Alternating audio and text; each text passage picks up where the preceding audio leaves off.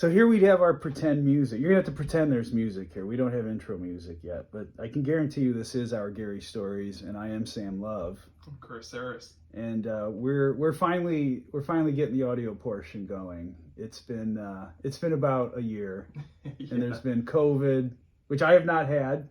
No, neither have I. And right now we're fully vaccinated. Yeah, so we decided. Go get vaccinated. Yeah, exactly. Get back about life. So we wanted to do that. We're both here right now, and we've been putting stuff up on the OurGaryStories.com blog.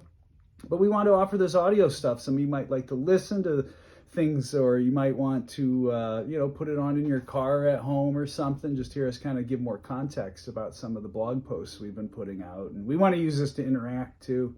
Get people's questions about the culture and history of Gary, Indiana, especially our material culture. So Chris has a new article about redlining. And then I did one about the Federal Theater Project. Yeah.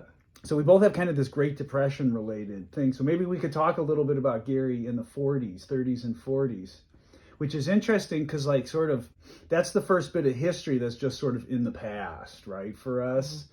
And so if you're doing your genealogy and you've never done it before, the 1940s is kind of that just beyond living memory now. So that's your first step into a distant past. So how can you get started here at Gary? What can you learn? What sources are out there? That's what we're going to pick up today. Okay, so Chris, you've got this new article about redlining and your own family's personal history. And it's something you've been researching, I know, for quite a while. We talked about this. And when we've talked about it, I've told you the story a couple of times, which was so revealing to me. When I was in that community redevelopment fellowship that had a cohort from Gary, we had a cohort from Newark, New Jersey, and we had a cohort from Jackson, Mississippi. And when we all got together, we learned that our friends in Jackson, Mississippi had never heard the word redlining before. Yeah. Many people haven't. Yeah. Many people haven't. I mean, not until recently, in 2017 with the color of law. In the 1930s, homeowners were having a lot of trouble. Right. Lots of foreclosures, lots of evictions, and in America we let capitalism do its thing, but at that point the government was realizing you were going to have so many millions of people living on the streets, you would have social disorder. And there was social disorder at the time. Veterans of World War I were being thrown out of their homes and marching on Washington and getting shot at. Yeah. So the government under Franklin Delano Roosevelt, the New Deal, came up in 1933. So this is really early into Roosevelt's administration with the Homeowners Loan Corporation. Or in other words, the federal government became one of the largest property owners in urban America at the time. Yeah. So what do you do with all that land? Well, the first thing you do is you take an inventory of what you have. And that's what these maps that we're going to be talking about. They sent assessors into the cities to grade different communities on things like... the racial composition. That's the big one. That's really the primary factor. Racial composition, you had whether environmental detriments as far as like the steel mills, and are there factories nearby, are there freight lines nearby in that community. And really, these assessments help the federal government determine what neighborhoods had high risk for providing loans. Yeah, essentially the federal government now holds all of this property, and they're gonna say like, yeah, what's a risk and what's assured. So they went out, they sent all these assessors out to these communities, and basically they came up with a 4-point scheme where they graded neighborhoods, and they're based on color. So a redline neighborhood, which again, it's familiar to some people now, but I can tell you as a historian, most people I knew, my students had never heard of that term, even though they lived in redlined communities. So a redline was like the worst. It was dangerous. It was that was the word, hazardous. Mm-hmm. Usually it was a minority neighborhood. It may have foreign people in there as well. Right. The housing stock was small and usually fairly poorly constructed. So you had that. The next up from that were the yellow neighborhoods, which we are currently sitting in one that was labeled yellow. Yeah, and then yellow was defined as definitely declining. Yeah. So although it wasn't redline per se as hazardous, definitely declining wasn't as attractive either And they were, for investment. and can you believe they were always adjacent to redline communities? That's what you Exactly. notice on the maps. Yeah. The next ones up were what? So you have Blue. blue. So blue Yeah. was determined as still desirable. Yeah. So I mean, again, these were communities that were already attractive. Again, like what Sam had mentioned, you know, you'd have more the red line in the center, the red line communities in the center. You'd have a yellow buffer, and then you'd have areas that were considered still desirable, which is the blue. And then you have areas in green that were best, Yeah. highest in, you know, areas of the community. Particularly professionals lived here, white collar people who were employed by white collar employees were employers were living in these communities. So you have your physicians, your doctors, your lawyers. Those people were living in green best communities. So if you go to OurGaryStories.com, go to the blog, you can see Chris's latest piece up there, and it leads off with a map of a lot of Northwest Indiana, Gary, and Northwest Indiana. And Chris, maybe, you know, folks can go look for themselves, but maybe they can't right now. So why don't you just describe, like, what were the redline communities? Sure. In Gary. Sure. So the redline communities, first off, was the Central District. The Central District was really the only location that African Americans were allowed to live in Gary. And it was actually quite a sizable chunk of the city that was considered, you know, hazardous because Black people occupied, you know, the center section of the city. So you had that area that was considered hazardous in Gary. You also had an area in Black Oak that was considered hazardous. Now, you know, very interesting. I mean, you'll see in the article, but you know, the Black Oak continues to have, you know, challenges with infrastructure today.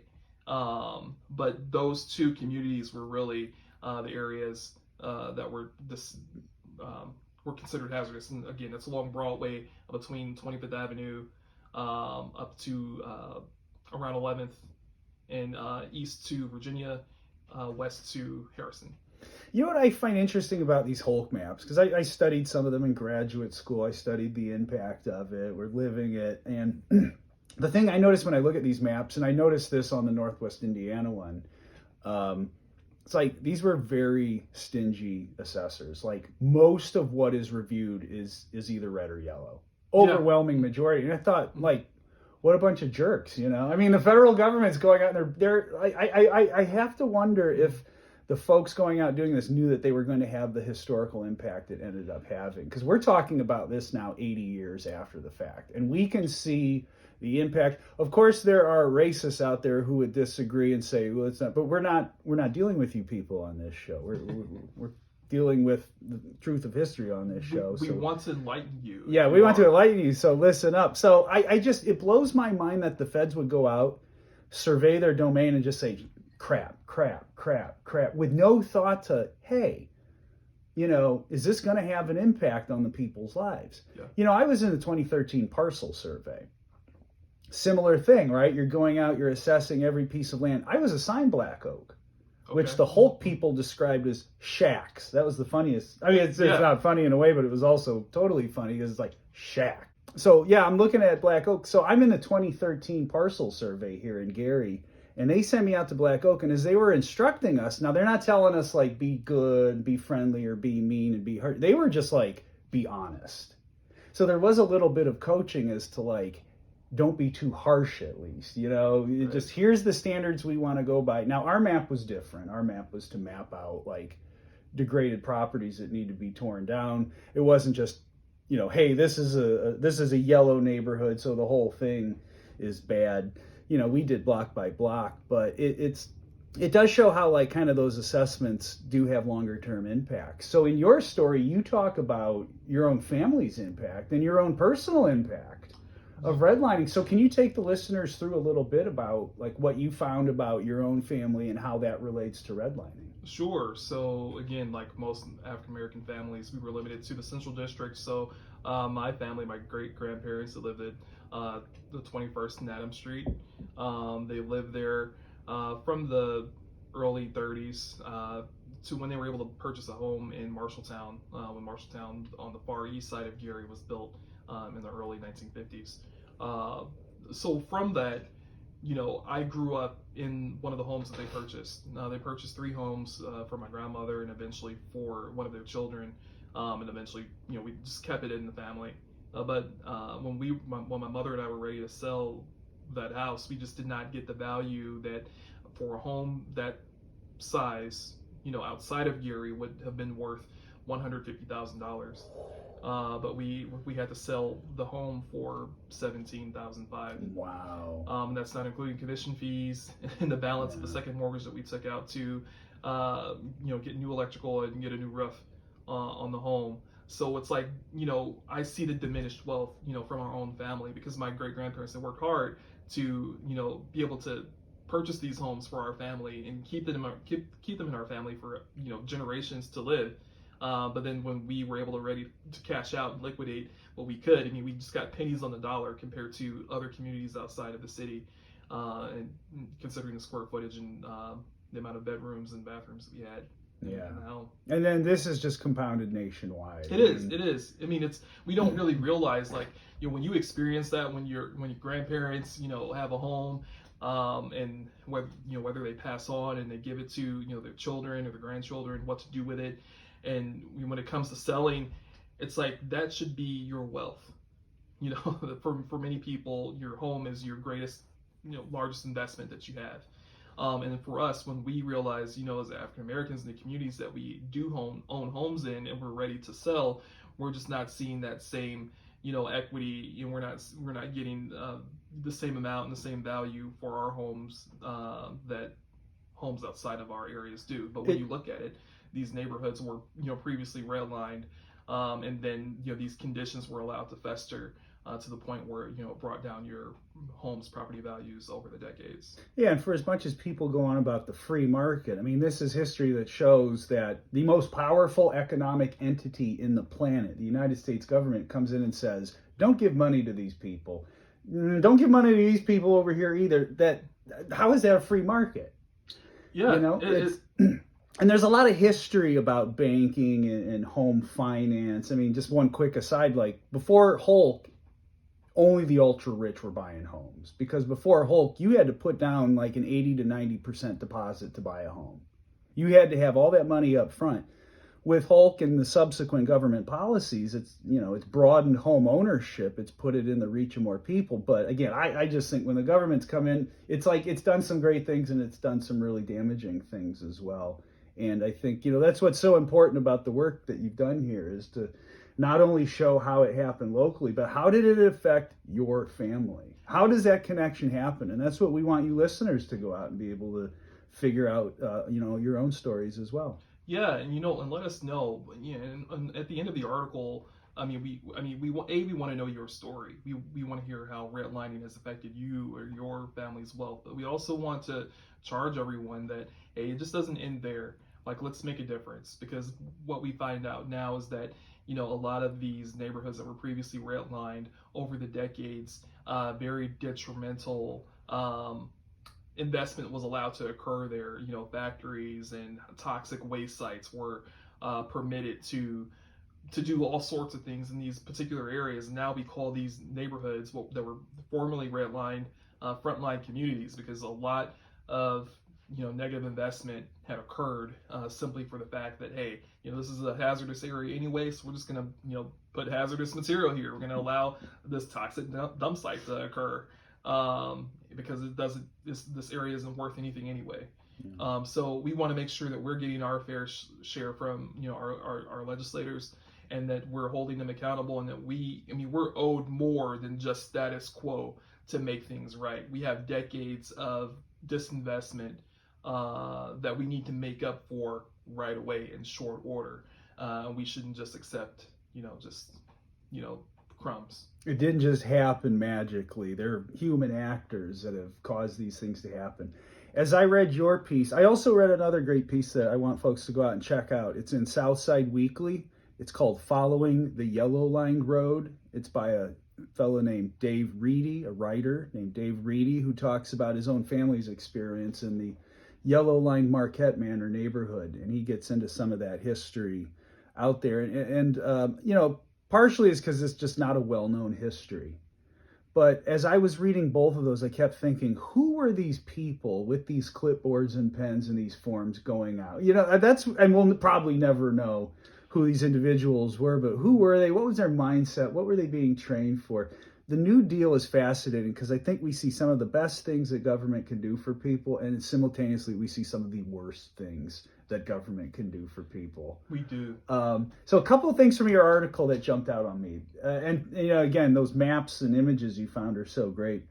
One of them, and this just helps sort of clarify some of my own historical thinking, is that redlining wasn't just an urban phenomenon, and we've pretty much used it in, I think, the Color of Money, was that the book? The Color of Law. The Color of Law. Yeah, that book, we usually discuss it in the context of Black history, but I was surprised how many white communities in northern Lake County were redlined. Yeah. Parts of Hobart. Lake Station. Extremely Lake. So actually, New Chicago. Yeah, Lake Station had a considerable amount, of its area redlined, solely for being a Polish community or having a lot of Polish members of the community, in Lake Station, what was East Gary at the time. Yeah, exactly. I was about to correct myself on that. The other thing that's really interesting about that map, and, I suppose we can kind of shift from talking about some history that we've done into history that you listeners can go out and do on your own. A map is like a photograph in some ways, because but yeah, you brought out a real interesting point in your article that Gary wasn't this Disneyland until Richard Hatcher got here, because that's how the story's told for those who ain't from around here. It's always like, well, yeah, I really wanted to touch upon that, because a lot of people, there's a local popular narrative that when Mayor Richard Gordon Hatcher got into office, that's when the city really got ugly and had a lot of issues. But really, a lot of the root causes for Gary's decline happened much earlier, before Richard Hatcher. And I mean, the HOLC maps, provide you that insight. I mean, again, we're taking a snapshot of Gary in 1940. We're fresh out of we're still really kind of grappling with the Great Depression. And now you're able to see, how Lake County was viewed, externally. And now you also see that, hey, a good chunk or a good portion of Gary was redlined and yellowlined. The majority of the city is red and yellow. Yeah, the majority of the city is red and yellow. Pick a neighborhood. Emerson? Yellow. Yellow. Miller? Yellow. Yeah, I'm sure some people, Miller was always fancy. Nope, not at all. In fact, it didn't have a very flattering write-up about Miller, did it? It was it made it seem like, it was a kind of podunk place. Yeah, and they were unsure, so each neighborhood is given a forecast where it would head in the next 10 to 15 years. So, they're projecting out, for 1950, 1955. And, Miller was uncertain. They didn't know where it was going to go. Emerson they put definitely declining that, hey, this neighborhood is actually going down because of the amount of Polish people in the neighborhood and how close it was to the factories and having soot and smoke, which we still deal with today. I think the only part that was given the highest, the green, was the Horace Mann area, Mansion District, and maybe Morningside, or did that get a blue? Correct. You know what? I definitely know that Horace Mann got a green, which was the best. Morningside actually received the best rating as well, well as the area Northern Ridge Road, and south of 35th Avenue near Indiana University Northwest. Okay. Those were the only neighborhoods in Gary that received that best rating. Everything else, was pretty much yellow and red. And then let's not just stop at Gary. So we also have East Chicago. East Chicago, Indiana Harbor was listed as a hazardous area to invest. What we call East Chicago, the Twin Cities, the East Chicago side of East Chicago. For those who are local, know. Those who don't, sorry. Right. East Chicago was labeled as definitely declining, and they made mention that mill workers are moving south, within East Chicago, to avoid the Mexican population and the African American population. And I'm giving it in a more politically correct context. Right. The language they use is very much the parlance of the time, but it has been noted by other writers. It is almost like militaristic in the sense of they talk about defending neighborhoods and holding streets. And it gives an insight into the mentality of the people doing the work, you know? It does. And also, too, and if I could speak upon Hammond, so Hammond, in central Hammond, you have over near Summer Street in Hammond, there's like this industrial area slash residential area that's kind of blended in there.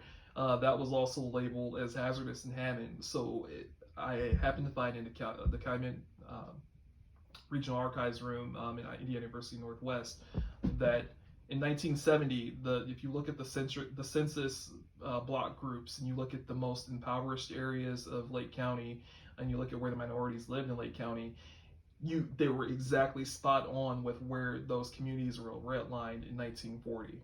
So here you have, underserved, underemployed, communities that are really just locked in, in Gary, Hammond, and East Chicago at that time, and you just see the effects of what redlining had done. But then also too, by that time in the late 60s, so you have, Mayor Hatcher that's in office. At that time, like in many places in the country, you had a lot of real estate agents and brokerage companies that were doing a practice called block busting. So there was a panic and fear that was ignited by real estate brokers to get white homeowners to sell their homes at a very discounted rate, to get them to buy more expensive homes out in newer communities, and then sell homes that whites were leaving in the city proper to African Americans at a very high rate, and then also with high interest. These weren't really mortgages, they were contracts, and these contracts stated that, hey, you're going to be more so 20% interest on your home, and you're paying up the interest first for the first 5-10 years. And if you missed one payment, you were out. You were evicted, you were gone, and then it was still profitable to the brokers because they could get someone else desperate to leave those impoverished communities that were deemed that only minorities could live within North Lake County. And they could just, prey on someone else to pay all this high interest. And they made so much money. They made so much money from it. That's why it's, put into action like that. Yeah, I mean, you would always hear talk about like letting a neighborhood go. Yeah. And now that we know, it was like a self-fulfilling prophecy in some ways. These realtors and insurance agents were, yeah, sure, we'll let this area become that. We'll keep this area like that. And the research shows that take a yellow line neighborhood that's next to a blue one, and yeah, the property values, it's still clear cut. All that was set into motion back in the 30s and early 40s. It really was. And if I could just, circle back to block busting one more time. So Gary was more at risk for block busting and how predatory these brokerage companies were to African Americans, because at that time in the late 60s and early 1970s you had a lot of woes with U.S. Steel laying off workers, and here you have African Americans who were escaping these very extreme impoverished communities that they were only allowed to live in for decades. Now they have an opportunity to purchase a home, and then how convenient, now U.S. Steel, is laying off, workers. So, if you happen to be a homeowner and have one of those predatory contracts, then, if you happen to get laid off because now, U.S. Steel is laying off people in the late 60s, early 70s, you're at risk for being evicted. And then what do? So, I mean, it was very, devastating to the black community in Gary more than many places, just because we were just a one industry town. And at the time when block busting was occurring, many jobs were at risk. Yeah, a lot of things just came together at once. I mean, it shows in the landscape. Well, let's keep talking a little bit about the Great Depression. Talk about genealogy and those types of things, because, I think for someone who's never done their family history, the first stop outside of living history is probably going to be the Depression and World War II era. Yeah. I always tell people who ask, what do I do to get started? I say, well, do you know your parents' birthdays, names, dates, things, places? And then, yeah. I say, okay, Just start. There's your start. Now you could go back one more and get those grandparents. Do you have that? And, most people do. Yeah. And I said, okay, well, you could pause there for a second. Now we can get what's in between the dash, life. And there's a lot of resources out there freely available regarding that particular time period. But just before we leave your article, I mean, something that was so interesting about the HOLC maps and some of the harsh assessments they had for, not just our community, but for most urban communities. It seems it's like even as far back as the 30s and 40s, folks were starting to comment negatively on the appearance of this city. We've typically blamed Hatcher for that, and it was Disneyland before he got here. But you see that, and some of the research that I'd been doing into some of the other federal projects that were done in Gary during the Great Depression. Yeah, I've had the fun stuff. I've been looking at the theater project and the Federal Writers Project, which produced that cool guidebook to the Calumet region. And something I noticed as I was reading it was they're really up on celebrating how beautiful Gary is. There's hardly a page that goes by where you don't see that word or some kind of description of, neat neighborhoods and beautiful buildings and solid and all that. And then doing some other historical research, some primary research, I'm finding documents from the same time say, oh, my God, this city, it's done, it's toast, it looks terrible, it's ugly, it's dirty, it's sooty. And you have, what's the real Gary? Well, I mean, we'd have to have a time machine, and even then we couldn't agree because it's a lot of it's personal opinion. But you do see that discussion about the aesthetics of the city as far back as the 1930s. And we see that codified in these HOLC maps, but we also see a different angle in the guidebooks and things like that. And we're still having these discussions today. Yeah.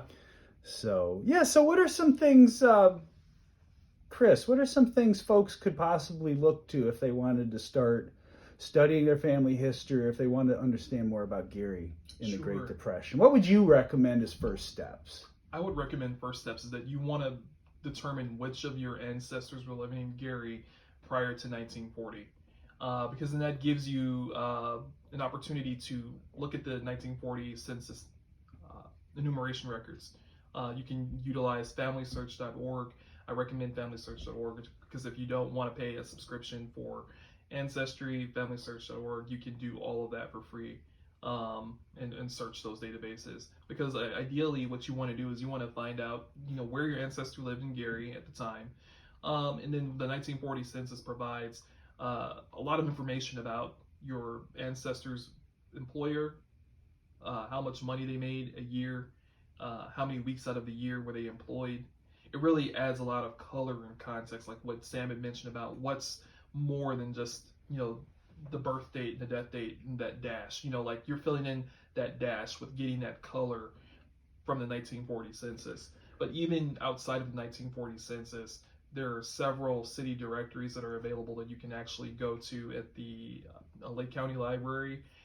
You can pull up a city directory, find where your ancestors lived, and get a context of the neighborhood. What I love about the old city directories is that they organize the city directories in two ways. Alphabetically by that person's last name. So everyone in the city, alphabetized by their last name. You can find out where they live.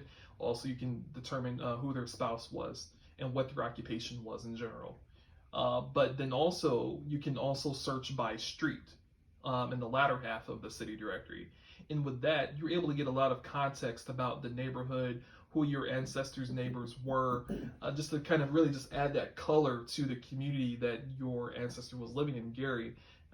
Today, if you look at Midtown, if you drive around, 21st, Adams, Washington, even going up around like 15th and 16th and Jefferson, Madison, a lot of those areas are vacant lots. And it's very easy to just drive by and just not think of anything because you don't see anything. But these were neighborhoods that were the most alive and the most dense in the city. And you can really just see all of the, the bars, the saloons, the restaurants, the multi-family units that were in that neighborhood that are no longer there. I mean, it was really just a thriving place. So I really recommend that you have ancestors that lived in Gary you want to determine who was born before 1940 because you can catch them on the 1940 census. And if you don't, if you need to start, later than 1940, try the city directory, because the city directory allows you to see what neighborhood your ancestor was living. Also, Indiana, not too many people really are aware of this, but death records are available for any citizen or anyone that died in Indiana up until 2011. That's publicly accessible to anyone. So if you had trouble connecting the dots between yourself and your ancestors in 1940, if you're able to find the death record of your loved one or your person of interest in the city, you can determine who their parents were by utilizing that death record. Other good sources for this era, the Depression era, World War II, come out of the WPA. They hired historians to do an indexing of the Post-Tribune from the first issues in 1906 up until, I think they finished around 36 or 37. This is part of the Federal Writers Project. So if you want to research some of the news and some of the things that were going on in the city in its first decades, you can go to the Gary Public Library, to the Indiana Room. You meet our friend David Hess, and they still have that card catalog index that the WPA, that the federal government working in Gary created by hiring out of work historians. I was able to find out, what happened to my great-grandfather. The name changes that the family experienced after he was killed at the mill, the situation that they were living in, all of that was aided by the work that the federal government had done here before. I also like about the 1940 census is that they asked people where they had lived in 1935. That's true too. So that if you, for instance, those city directories are amazing, and I've spent tons of time in those. But if you don't have access to that, if you can't get to the archives, the 1940 census is free online. It's free. It's everywhere. I mean, they've made that one free, and it's the earliest one that's available to us because census enumeration records are kept private for a number of decades. The 1950 records should be available in 2 or 3 years. Next year. Oh, next year. Well, we'll do a podcast about that, and they better make that one free too. Call your congressperson and ensure that one. But it was kind of neat to offer 1940 for free because it gave so many Americans an opportunity at a very critical point in our history, a very traumatic and difficult point, to get a sense of what ancestors that we may have known. Our grandparents or great grandparents. Yeah. So where were folks living in 1935? That and the directories can help get a sense of how frequently people were moving. And my grandparents were just moving from one yellow line neighborhood to another. I mean, you'll find that if you have ancestors or relatives that lived in Gary at that time, you have to understand the rental market was tight. Not too many people that lived in Redline or Yellowline homes actually owned their homes. They were renting, and because the market was so tight, when rent went up, you had to move somewhere else. So you'll find that. Yeah. Another great source. This isn't so much for genealogists, but I love iHappy. iHappy makes me happy. iHappy is the Indiana Historic Aerial Photograph Inventory, which is hosted by Indiana University. iHappy. You can look that up. And this was aerial photographs taken of the entire state from between, I think, 1930 something and early 1970s. So this was Google Earth before Google Earth. Right. And that's useful if you want to understand what some of the natural ecological communities look like in Gary, because a lot of plant people will use those and they can tell, that was a wetland and that was a savanna and that was a prairie. But it also helps you see how much development had occurred in Gary at the time and where it had not. And for me, that's important. That whole area between like Horace Mann and Brunswick was just open dune and swale. It was. So like right at around Bridge Street, anything beyond that west was mostly just nature and dunes and wetlands and trees. Today, of course, it's truck stops and the Brunswick community. But if you want to understand what the city physically was like at the time, that's a great record.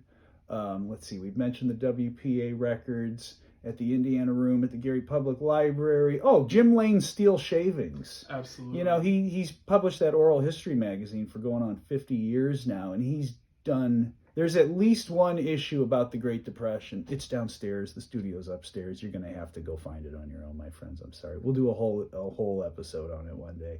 But yeah, he's published some great works, having his students do oral histories of the Great Depression. So there's a lot of sources out there if you want to start piecing together your family story here, or just what was Gary's history during the Depression. I know when I did my article on the Federal Theater Project, I was using genealogical records and things like that.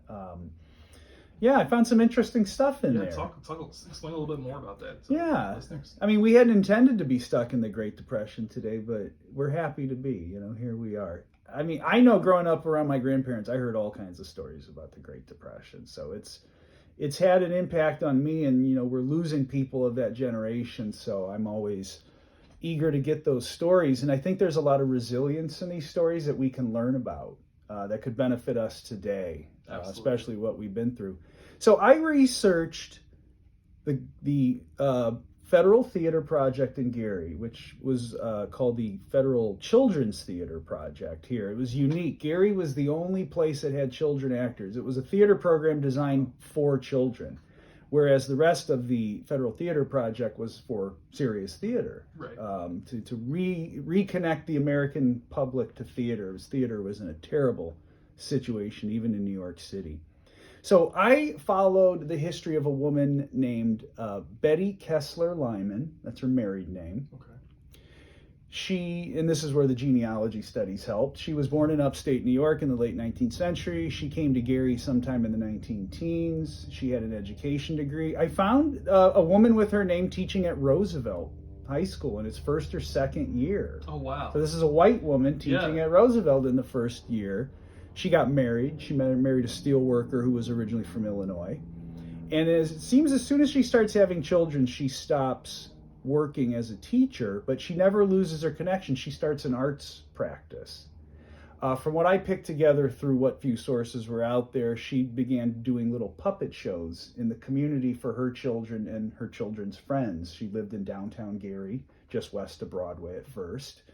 And her husband was a carpenter, so he created puppets and elaborate stages. So this was kind of an elaborate thing, and it sounded like all the kids in this neighborhood, I think she lived around Monroe Street and 4th or 5th originally. Okay. And all these kids in this neighborhood would come into the basement and they'd watch these shows and they'd learn and have fun.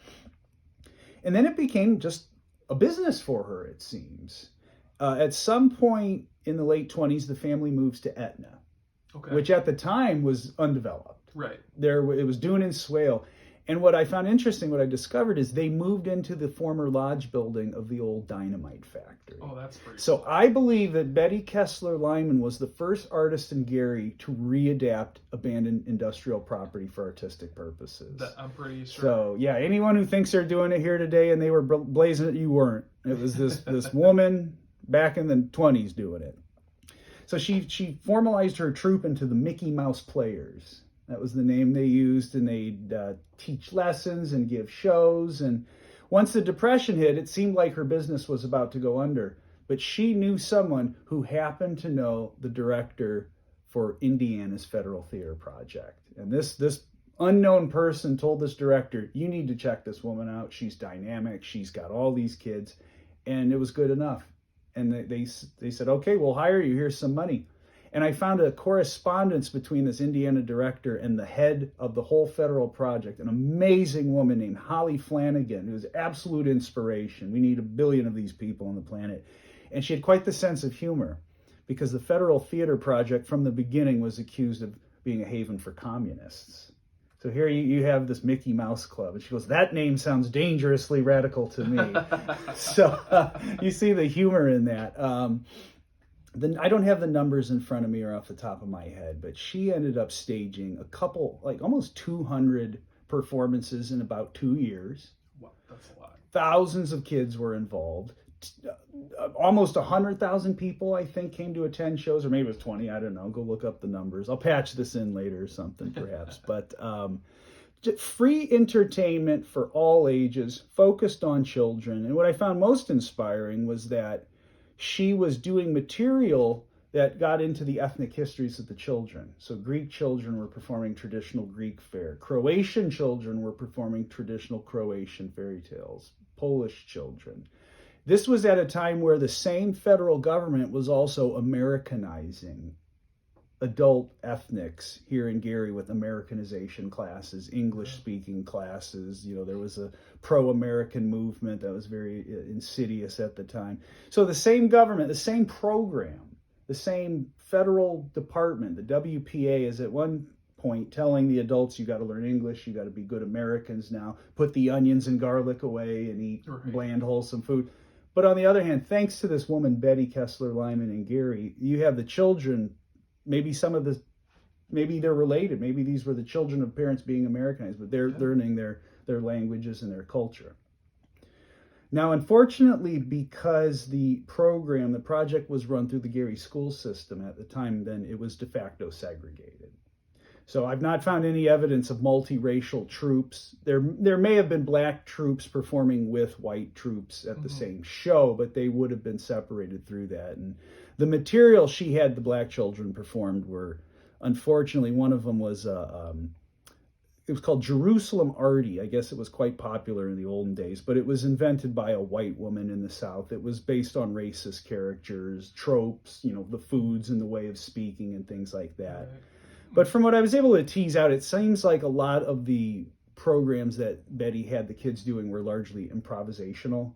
And even the children had some degree in determining like what they were singing and how they were performing. So, you had that. I mean, like that contested legacy of the New Deal, where it's codifying segregation, but at the same time, it's offering opportunities that never existed before. So, I think we should just sit with that history, not make excuses for it, but not be overly critical, not judge it by the times we live in today, but understand what it did then and what impact it since had. Well, you had a note that, was known as one of the most efficient uses of funds. Yeah, thank you. So after the project closed, what happened in Gary, the project ended because Miss Lyman became pregnant. That was the big. There were some other reasons. You can read the story. There was a little trouble with some federal workers, but Mrs. Lyman became pregnant, and it just ended. And we don't know what happened, if she ever did anything creative again after that. She lived for a very long time. She passed away in the 1980s. Oh, wow.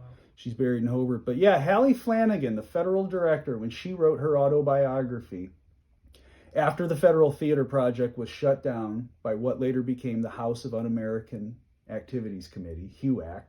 It had a different name then. But after they got that shut down, defunded, Hallie wrote an autobiography, and she stated that the Gary project was the best money spent in the entire project. So you think they launched the careers of Orson Welles.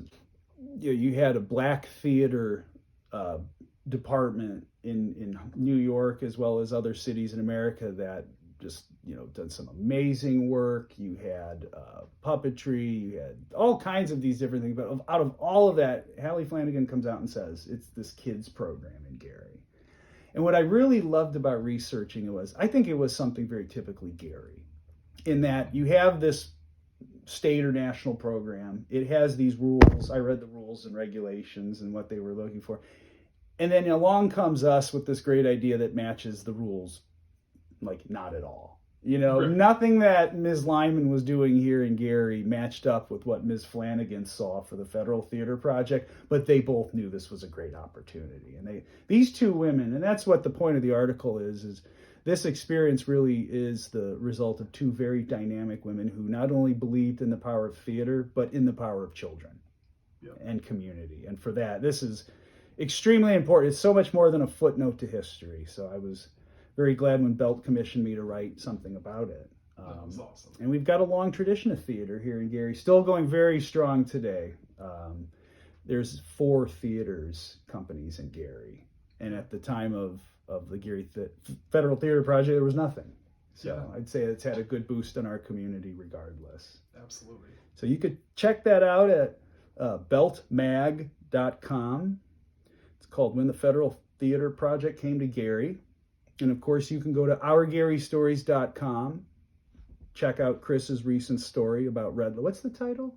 The title is Redlining in Gary in Northwest Indiana, if I'm not mistaken. Actually, I don't have it pulled up. Should be a very clear title. You have no idea. You'll have no, You'll have no issue finding it. no issue finding it out there. So with that, let us know. Do you know if your family was here during the Great Depression? What they were doing, where they were living? Why not drop us a line? You can reach us at OurGaryStories@gmail.com. Correct. Go to OurGaryStories.com. And we'd be really excited to hear from you. You could check us out on Twitter, at OurGaryStories. And we're on Instagram as well as OurGaryStories. And then, YouTube as well, which is where we'll probably get this posted. So, yeah. Any final words, Chris? No, just be on the lookout for more content. Sam and I were working to get content out as we can. We also are going to add a new feature relatively soon where we're going to recognize local bloggers, local artists who are also doing things in the community to get you that real, raw Gary content. People care about Gary culture, and we want to have one central location where you can get your Gary culture fix. So if you're abroad, if you're away, if you miss home, we want to give that to you. We want to give you that essence of home. And if you're from the area, we want you to be able to celebrate the culture and make sure that we can crystallize what Gary culture is. So that's what we want to do, and be on the lookout for that. We'll probably send a blast out to everyone to let everyone know that we've added this additional piece to our website to link you to other people who are also creating Gary content as well. OurGaryStories.com, OurGaryStories@gmail.com. I want to say thanks to my partner Chris here with this. It's always a good time talking history with you. Likewise. I want to say thank you to the Indiana Arts Commission who helped support us at the very beginning as we got this idea rolling, and I'm just so happy we're getting more content out there for people. So, all right, this has been Our Gary Stories. Sam Love, Chris Harris. You take care out there. Bye. You'll find that you'll write about something and it's on people's minds. You've been working on this article for a while too. Yeah. You're doing a lot of research. Yeah, no, I knew that I wanted to make an article about it, and I was just trying to. I just don't think. Yeah, I don't think much has been done. I mean, for the longest time, I thought redlining was just something that happened in black neighborhoods. I did not think it was much more as pervasive. Mm-hmm. And then the yellowlining, really had never heard of that, because the thing was the HOLC maps were not for public viewing either. Yeah. These things were. Yeah. These things were not generally known probably for decades, I would say, after. I think there was kind of like, it was known they existed, but it wasn't talked about outside of banks and insurance. Yep. So we didn't even know, like, we're living within these confines. But yeah, even to a person who would say, well, no, it's a free market and things happen because people's action. It's like, you can't deny, though, that a very powerful political economic entity set a context that affected the finances of everybody living in these communities. Yeah. So